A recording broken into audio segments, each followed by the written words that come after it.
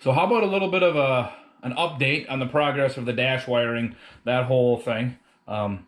Spoiler alert, it worked. It's all in there. So and you'll see in a little bit kind of some of the things I had to go through and some of the other issues. But just to summarize, it's in there. I'm going to say 98% done. There's a few things left to do yet, and I'll get those as I get other parts of the project done. I need to amend a statement that I made in a previously on the video about verify. Change that. Verify, independently verify, and then verify again. The reason why I say that is because I ran into a handful of times in this process, something worked just fine, and then all of a sudden it didn't. Or it just wasn't working like it was supposed to. I looked at the old wiring harness, looked at the new wiring harness diagrams, and everything's the same. Just got change colored wires, match them up, boom, done. Still nothing worked right. Well, I ended up having brand new parts that were bad. Terribly frustrating because brand new parts are supposed to be good. One of them was the heater switch, the fan switch. It just wasn't working like it was supposed to. And I just plugged in a used one, and everything worked fine, just like it was supposed to. And it's like, oh my gosh. So I ended up having to get a different new one. That new one, the new one, worked just fine. And then I had a problem with, I couldn't get my hazards to work at all. Everything was wired up right, everything clicked in just fine. Turn signals worked, hazards wouldn't. I couldn't figure out what the heck the problem was. I could plug in a different turn signal switch, and they worked fine, but not with the other one. And so I took everything apart. I cleaned all the contacts, inside the actual switch itself. Still nothing. And looking at the diagram, there was the brake feed switch went in there, and I thought, well, that seems weird. I thought that only went into the turn signal. So I have the brake switch just hanging there. I push it so as if it was in there and you weren't stepping on the brakes. Poof, everything worked fine. The dumbest thing, two different switches functioned slightly differently with the hazards and the brake light switch. So I spent hours messing with that, trying to get that to work right. I spent an hour and a half, 2 hours with that heater fan switch, trying to figure out why that wasn't working right. Not knowing for sure if that was my problem or if it was the resistor that I was using. So lesson learned. Do it the way you think. If it doesn't work, switch some parts around and see what happens. And if it does work all of a sudden, well, then you've either got bad parts or the parts are just slightly different. So that's it. Verify, independently verify, verify again. And that's always the thing. As soon as I put everything back together, I would go back through and check everything. Make sure everything worked. Because every now and then it happened a couple times, moving stuff around. I didn't crimp a couple wires together like they should be, and they pulled apart. Luckily, it was pretty obvious. All of a sudden, there's two wires just floating around. It's like, okay, well, I know what happened there. It wasn't that they were pulled apart inside the shrink wrap. They were actually pulled apart completely. So at least it was easy to see where I failed on that. But otherwise, everything else works like it's supposed to as of right now. And yay, now you can watch the journey. Progress. Actually, I'm going to call today a success. It was kind of a long, hot, miserable day in here. I ran into a few problems, but success nonetheless. So obviously I've got the wiring, the dash harness in, mostly laid out. Some of the stuff farther that direction I haven't messed with. I'm trying to do this in a logical manner, even though I don't know what logical is because I've never done this before. But so anyway, I was working on the steering column, getting the ignition set up, and I got all these out of the old plug, and then I've got the new, or the old plug is in the 90 plug, and the old plug is in, this is a 78 column, so these are 78. And I figured out which one goes where, and then these guys are slightly different shaped than the ones that came out of here.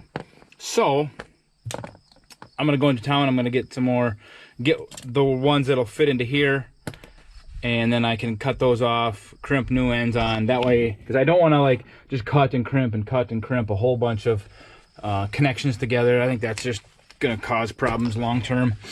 I did find out a couple interesting things. One, the firewall, the bulkhead connector hole in the firewall is different. I've never paid attention to it, so I didn't know, but now I do know. The 80 and up is a smaller square, whereas the older one is more rectangle. I did not realize that. Never would have thought. Just never would have thought of it. So, anyway, there's that. Oh, can I see in there? Well, maybe a little bit better from the top side. So, the headlight switch is farther away than it would be in, say, that 90 or the 80s and up, because normally they're a lot farther kind of down over in this area.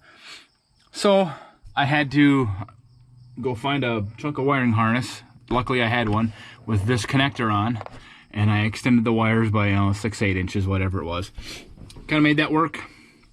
Another thing about the headlight switch, this is the out of the 90, and it's, oh, do I have one laying in here? Yes, I do. Here we go.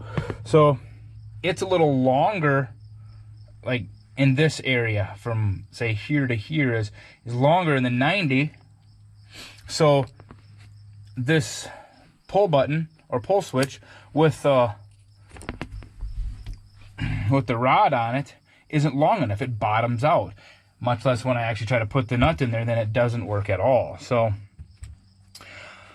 that's a project kind of for later. Right now it doesn't look exactly pretty, but it works for testing purposes and stuff. But I want to get this one in there, so I've got to figure out if I can pull the actual knob off the shaft there. If I can, well, then I'm going to cut down one of these shafts to the right length, or close as I can to the right length, and see if I can reattach it. Like I say, project for later. What else did I learn? I got my fuse box in. It's zip tied to the steering column right now. Not exactly what I wanted to do, but that's about the only place it'll fit where it's not going to be completely in the way. And had to make my own little clamp right there. And just, as soon as I get the ignition put together, then I can verify some of that other stuff, and I can keep working my way, south, I guess it is. I did get the headlight switch in, got that wired up. I do have lights, at least a few lights that are hooked up. They work. I checked some of the dash light connections. They work, so that's good. I got my new key put in there, so that's good. It's good. Making progress. Sweet. Oh, and one other thing. So, got my new battery cables in. Made this one today. Fixed this one. It's not hooked up to the starter yet, just kind of laying there. I got to get some better wrap for it, clean it up nice. And then I got a couple of little odds and ends underneath here I need to mess with.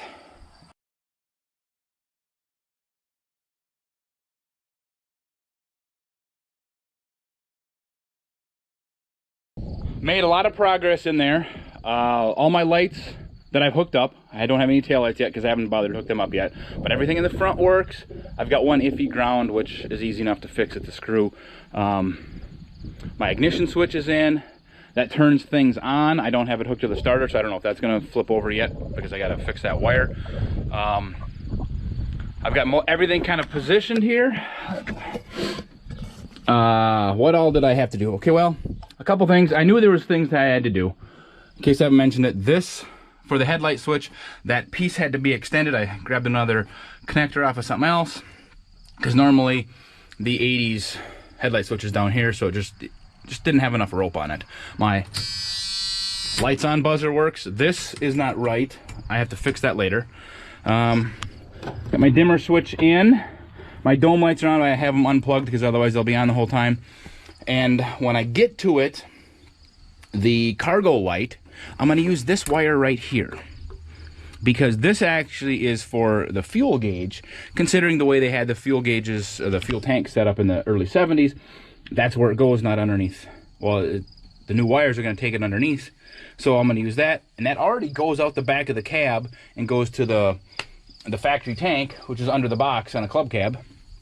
So I've got my wire right there, disconnect it, hook it up to my bed lights, like I was talking before, the under rail bed lights. That's going to be my cargo light. Happy little accident. Awesome.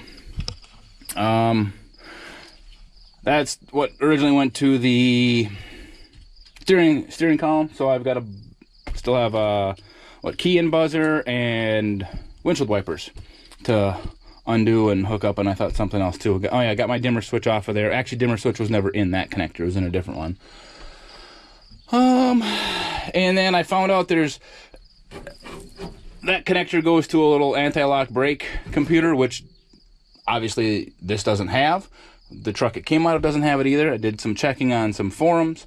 Doesn't matter. I'm gonna pull that out, be done with it and gone. So the next step in here is the windshield wipers.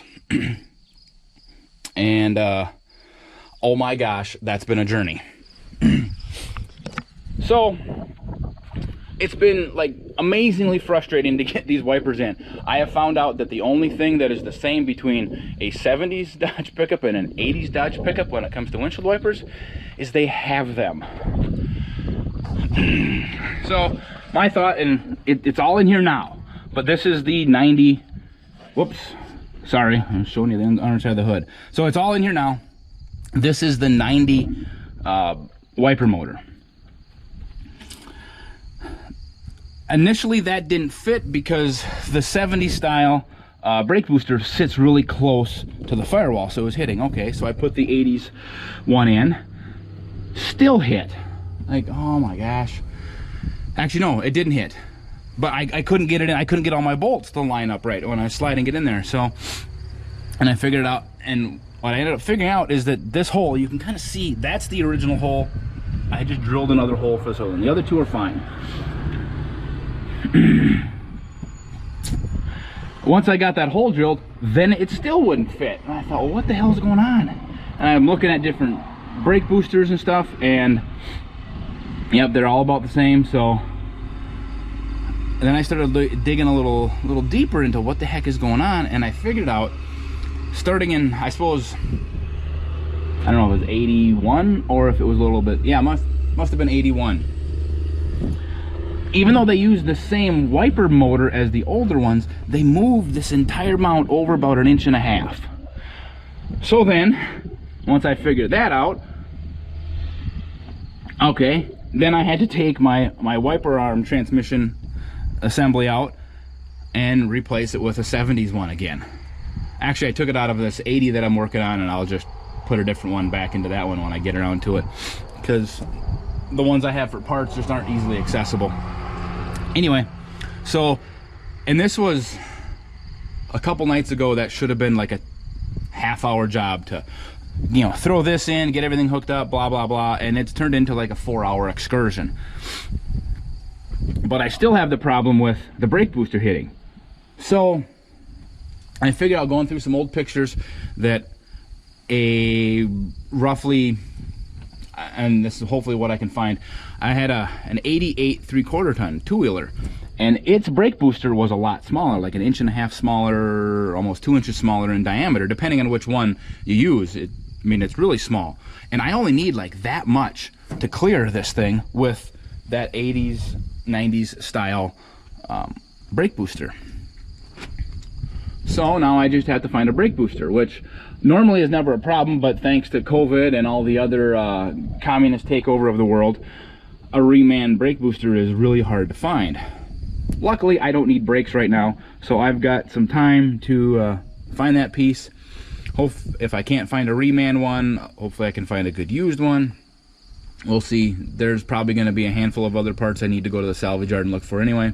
So now that you've heard me blab on about all my problems for a while, hopefully by the time you see this, the windshield wipers will be working once I kind of rewire the switch end, and then I will be on to the heater control and getting the last few wires shoved up in there where I want to, figuring out where I'm going to put like the message center. Not that I ever necessarily need to see much of it, but it's there. You know, maybe it'll give me a warning message when something goes wrong. So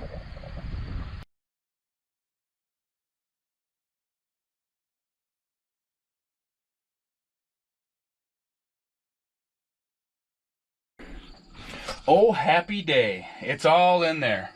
Well, obviously, not quite all. So obviously, I haven't got the gauge cluster done. I'm going to wait till I'm a little closer to starting it. That way I can check, you know, what's happening on the engine that way, just in case I need to do something. But it should be pretty simple, because that's the same connector as the original dash. The 90 had that plus an extra few wires. So there's a couple of them that probably aren't going to be used. One of them I'd like to figure out a way to use it, because this gauge cluster had the oil pressure gauge in it. The 90 had a gauge and a light, so I'd like to try to figure out how to get both into the 73 cluster. We'll see. But like I say, everything works. Whoops. Cargo light works. Windshield wipers work. The heater fan. You can. Oh, turn on. I don't know if you'll be able to hear that, but it works. You can hear the headlights on buzzer. Close the door, that goes away. The only thing that doesn't work is the key in buzzer. That was on like all the time, no matter doors closed or not, ignition on or not, it was on. So I gotta see if I can figure out why that is always on. So I just unhook those two wires for now. Worst case scenario, I don't have it, that's fine, it's not gonna kill me. So yeah, that's kind of, dome light works. Close the door, so yeah, super happy, everything is in there. The cigarette lighter works. Not that I'm ever gonna use cigarettes or use the lighter, I'll probably just put like a USB power port in there. The glove box light works. You can see my message center. Turn the key on, everything turns on. You know, they time out after a little bit, so that's cool. I still have to. I'm gonna run some wires for the speakers and the doors. At least run them behind everything. Whether I actually hook them up yet or not, I'll worry about that later. Radio is way down the list. Get the antenna kind of shoved through all the spaghetti that's back there, and that's a lot of stuff back there. But anyway, like I say, everything's working right now. Tickled pink. I've had to redo everything like 6 times because I get it working and then either I bump a wire off or I have to move something and I have to change something, whatever. But I'm happy. I'm declaring this victory. Yeah, there's a few little mop-up operations to take care of, but for the most part, we're there. And the gauge cluster, I think that's going to be really simple because it's just repinning a couple wires. And then I got to get my brake light switch put in the right place. I might have to stretch that cable a little bit. I don't know. Now that I've got the heater control in there, I don't know if I've got enough rope on that, so I may have to make that a little longer, but I don't want to put that in until I get a brake booster in case I have to take all that stuff apart again anyway. Oh, the overdrive is also I have to do. There's the original harness plug-in anyway. This is the switch I want to put in. You can kind of see a little clearing. That's actually a blue LED in there. So it can be set up. Let me unscrew that a little bit. There we go. Now you can see it. So it's not a whole lot of forgiveness there. So I'm not going to put this in till later. I'm going to put it in somewhere, you know, probably center it right there, I think. We'll see once what all is behind there. I'll put that in later when I kind of get closer to everything running. But hey, now I just got to start cleaning. And the next thing I'm going to do is all the stuff underneath the hood, get the wires kind of routed better out over there, then start cleaning out the box. So I can take the box off, put the gas tank on. So that's all for now. The next couple videos, or the next couple things, I won't do videos on because, ooh, I put a wire harness clip in a hole. Big deal. I don't think anybody needs to see that. So that is all for now. Probably all for a little while anyway.